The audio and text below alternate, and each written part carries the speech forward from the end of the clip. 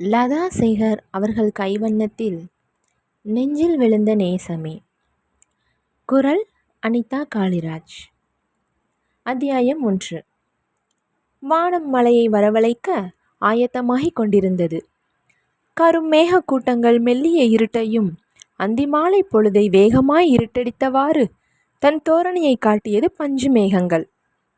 மழை வருவதற்குள் வீட்டுக்கு போயிடணும் மனம் யோசனையில் பரவ பஸ் நிறுத்தத்தில் நின்றிருந்தாள் இயற்கை.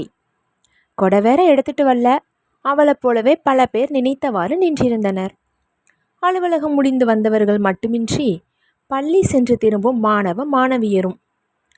வானம் மெல்லிய தூறலை வீசிய நேரம் பஸ் வர வேகமாக ஏறிக்கொண்டாள் இயற்கை. உள்ளே கும்பல் அதிகமாய் இல்லாததால் காலி சீட் நிறைய இருக்க ஜன்னல் ஓர சீட்டில் அமர்ந்தாள். விழிகள் வெளியே பார்வையை ஓட்டினாலும் மனம் பெரும் ஆயாசமாய் ஏதேதோ எண்ணங்களில் அலைப்பாய ஆரம்பித்த நெஞ்சை அடக்கியவாறு அருகில் குழந்தையுடன் அமர்ந்தவளை ஏறிட்டவள் விழிகள் அந்த அழகான குழந்தையை மனதில் மென்மை பூக்க ரசனையோடு பார்த்து சிரித்தாள். பதிலுக்கு அந்த குழந்தையும் பளிங்கு கண்களும் சிவந்த கன்னமும் பளிச்சிட அவளை பார்த்து சிரித்தவாறு அவள் நெற்றி ஓர முடியை இழுத்து விளையாட முயன்றது. தன் வாழ்வில் இப்படி ஒரு அழகான குழந்தைக்கு தாயாகும் பாக்கியத்துக்கு கொடுப்பினை இல்லையே. வலியோடு மனம் நினைக்க ஏக்க பெருமூச்சு சிறு வழியாய் பரவியது. அம்மு சும்மா இரு. குழந்தையின் தாய் அதட்டி அடக்க முற்பட, பரவாயில்ல குழந்தைதான புன்னகை மிளிர பேசியவளை பார்த்தவளின் முகம் வியப்பில் விரிந்தது. எவ்வளோ அழகு இந்த பெண்! குண்டு கன்னமும் சிவந்த முகமும் சிறு நாசியும் சிவந்த உதடுகளும் இடுப்பை ஒட்டியவாறு அவளுடன் அமர்ந்திருந்த நீண்ட கூந்தலும்.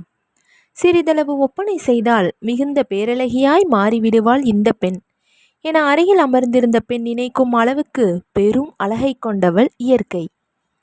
பஸ்ஸை விட்டு இறங்கும் வரை அந்த குழந்தையோடவே விளையாடி கொஞ்சி வந்தாள். மனதை அழுத்தும் வேதனையை கொஞ்ச நேரம் மறக்க வைக்க மழலை முகம் போதுமே. எதுவும் அறியாமல் கபடமின்றி சிரிக்கும் குழந்தையை பார்த்தால் மனம் ரசித்து சிரிக்காதவர் மனம் இல்லாதவரே. பஸ் நின்றது. அவள் இறங்க வேண்டிய இடம் வந்தாச்சு. அந்த குழந்தைக்கு ஒரு முத்தம் வைத்து இறங்கினாள். வீடு நோக்கி நடக்க துவங்கினாள். நல்ல வேளை, எங்கே மலையில மாட்டி நனைஞ்சு வர போறியோன்னு நினைச்சேன். போய் முகம் கழுவிட்டு வா, காப்பி எடுத்துட்டு வாரேன்.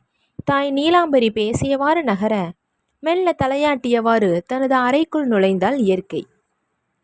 எங்கே அண்ணனையும் அண்ணியையும் காணோம். மனம் யோசனையில் பரவ முகம் கழுவி பொட்டிட்டு வேறு உடைக்கு மாறி வெளிவந்தவளிடம் கேசரியும் பஜ்ஜியும் வைத்த சிறு பிளேட்டை நீட்டினாள் நீலாம்பரி.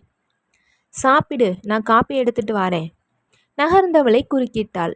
அண்ணி எங்கம்மா கேட்டாள். எங்கே போகிறேன்னு சொல்லிட்டா போகிறாங்க. உங்கள் அண்ணி கிளம்பி ரெடியாக இருந்தா ஒரு ஃபோன் பண்ணதும் ஆஃபீஸில் பெர்மிஷன் போட்டுட்டு ஓடி வந்தா உங்கள் அண்ணே. கிளம்பிட்டாங்க 2 பேரும். ஆனாலும் இந்தளவுக்கு பொண்டாட்டி தாசனாக மாறுவான்னு கனவுல கூட நினைக்கல. தவிப்பும் வேதனையும் பரவ பேசியவாறு சமையலறைக்குள் நுழைந்தாள் நீலாம்பரி. கதகதப்பான பிளேட்டில் இருந்த பஜ்ஜியை சாப்பிட ஆரம்பித்தாள். மிகவும் ருசியாய் இருந்தது. எளிமையான சமையலாய் இருந்தாலும் பெரிய விருந்தாய் இருந்தாலும் அருமையான கைப்பக்குவத்துடன் மிக ருசியாய் சமைக்கும் கைமணம் கொண்ட தாயின் சமையலை எப்போதும் ரசித்து சாப்பிடுவாள்.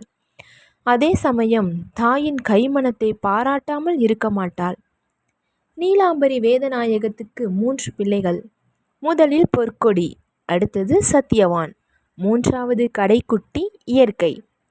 கவர்மெண்ட் பள்ளிக்கூடத்தில் ஆசிரியராய் பாடம் நடத்தி இப்போது ரிட்டையர்மெண்ட் ஆகிவிட்டார். நடுத்தர வர்க்க குடும்ப வாழ்க்கையில் அதிக ஆடம்பரமான வசதியான வாழ்வை எதிர்பார்க்க முடியாது. அதே சமயம் எளிமையான நிறைவான வாழ்வு இயல்பாய் நகர்ந்தது. சொத்து சுகங்களை சேர்த்து வைக்காமல் படிப்பை செல்வமாய் கருதி படிக்க வைத்தார் பிள்ளைகளை. இயல்பாய் நகர்ந்த வாழ்வில் அழகாய் அந்த காரியம் செய்தால் பொற்கொடி. எதையும் தைரியமாய் நின்று செயல்படாமல் வேற்று ஜாதி பையனை காதலித்து எப்படியும் வீட்டில் சம்மதம் கிடைக்காது என முடிவு செய்து அவனுடன் ஓடிப்போனால் கடிதம் எழுதி வைத்துவிட்டு.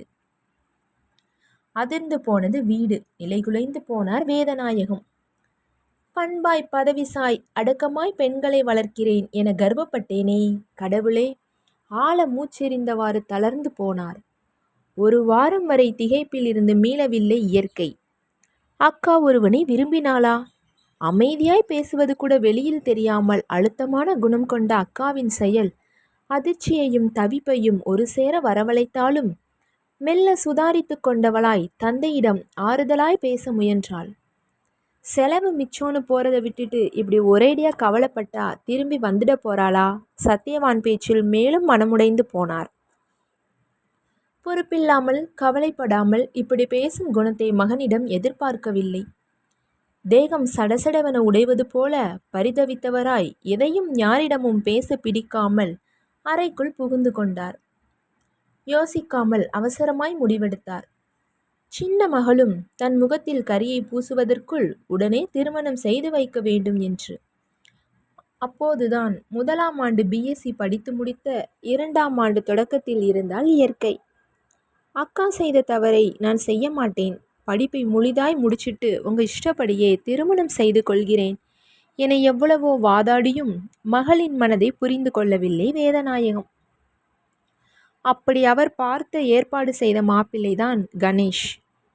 தனியார் கம்பெனியில் வேலை பார்த்த கணேஷுக்கு இயற்கையை மிகவும் பிடித்து போனது. படிப்பை நிறுத்திவிட்டு கல்யாணம் வேணாம், முதலில் இயற்கை படிப்பை முடிச்சுட்டு இப்போ நிச்சயம் வேணா செய்துக்கலாம் என்ற ஏற்பாடு அனைவருக்கும் பிடித்தது. சுயநலமில்லாமல் இயல்பாய் பேசி நடந்து கொண்டது இயற்கையை திரும்பி பார்க்க வைத்தது.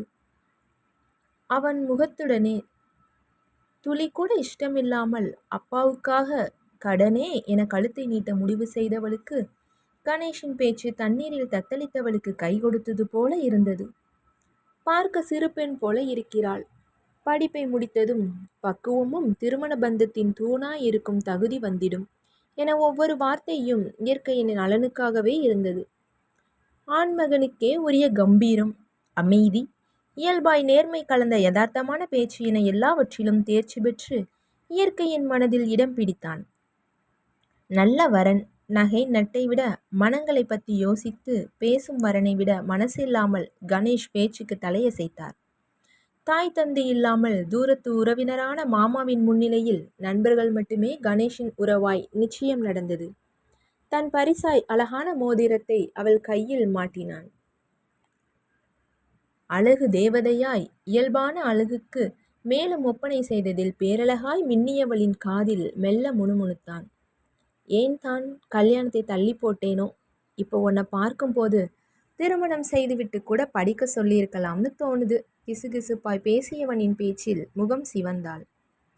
தேகம் எங்கும் மெல்லிய தென்றல் இதமாய் வருடியது போல பரவ, அப்பா அவசரப்பட்டாலும் நல்ல மாப்பிள்ளையை தேர்வு செய்திருக்கார். மனம் சந்தோஷத்தில் நிறைந்தது இயற்கைக்கு. இந்தம்மா, காப்பி டம்ளரை நீட்டியவாறு மகளின் அருகில் அமர்ந்தாள் நீலாம்பரி. மனதில் ஓடிய எண்ண ஓட்டங்களை தடை செய்தவாறு மௌனமாய் காப்பியை ருசித்து குடிக்க ஆரம்பித்த தருணம் உள்ளே வந்தார் வேதநாயகம்.